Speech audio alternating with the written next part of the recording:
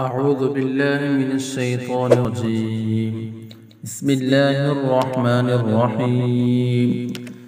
إذا وقعت الواقعة ليس لوقعتها كاذبة خافضة رافعة إذا رجت الأرض رجا وبست الجبال بسا فكانت هباء منبثا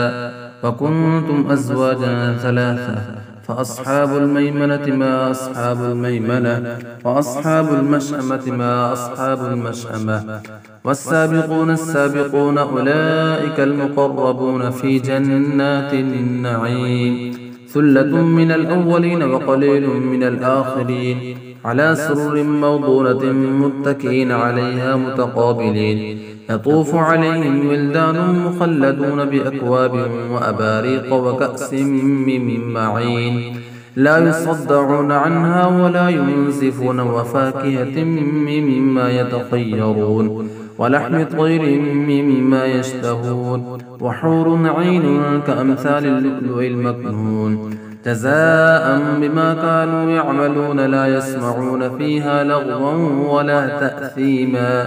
إلا قيلا سلاما سلام وأصحاب اليمين ما أصحاب اليمين في سدر مخضود وطلح منضود وظل ممدود وماء مسكوب وفاكهة كثيرة لا مقطوعة ولا ممنوعة وفرش مرفوعة إنا أنشأناهن إنشاء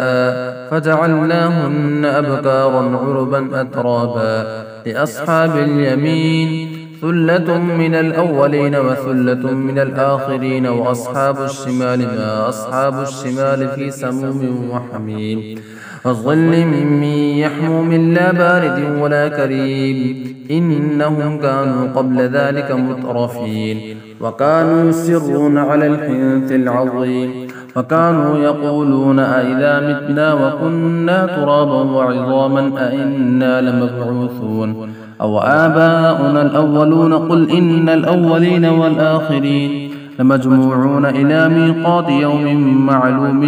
ثم إنكم أيها الضالون المكذبون لآكلون من شجر من سقوم فمالئون منها البطون شاربون شرب الهيم هذا نزلهم يوم الدين نحن خلقناكم فلولا تصدقون أفرأيتم ما تمنون أأنتم تخلقونه أم نحن الخالقون نحن قدرنا بينكم الموت وما نحن بمسبوقين على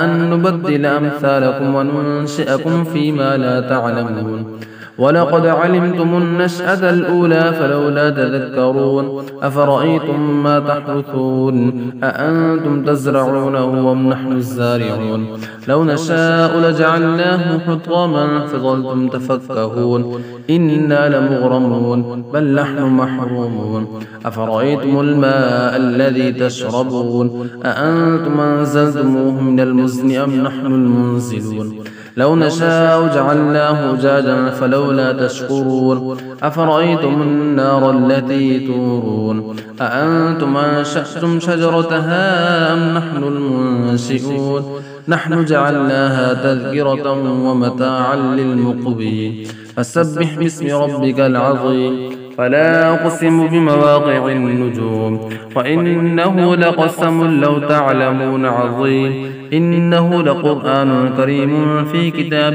مكنون لا يمسه إلا المطهرون تنزيل من رب العالمين فبهذا الحديث أنتم مدهنون وتجعلون رزقكم أنكم تكذبون فلولا إذا بلغت الحلقوم وأنتم حينئذ تنظرون ونحن أقرب إليه منكم ولكن لا تبصرون فلولا إن كنتم غير مدينين لترجعونها إن كنتم صادقين فأما إن كان من المقربين فروح وريحان وجنة نعيم وأما إن كان من أصحاب اليمين فسلام لك من أصحاب اليمين وأما إن كان من المكذبين الضالين فنزل من حميم وتصلية جحيم إن هذا لهو حق اليقين فسبح باسم ربك العظيم صدق الله العظيم.